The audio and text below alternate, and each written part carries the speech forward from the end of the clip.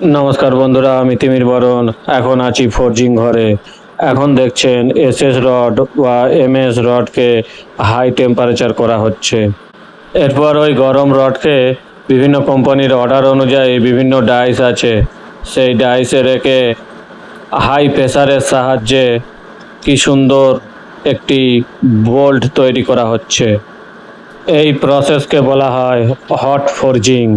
এতে মেটাল অনেক বেশি শক্ত হয়ে যায় এবং এই বোল্টগুলি হেভি ডিউটি কাজে ব্যবহার করা হয়।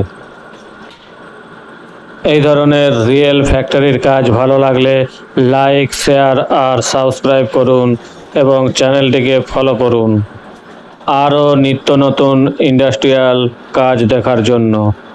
এবং এই ধরনের কাজ যদি কারোর করার ইচ্ছা থাকে অবশ্যই কমেন্ট বক্সে গিয়ে কমেন্ট করে জানাবেন। এই কাজ শিখলে চাকরির পাশাপাশি ইনকামের অনেক সুযোগ আছে।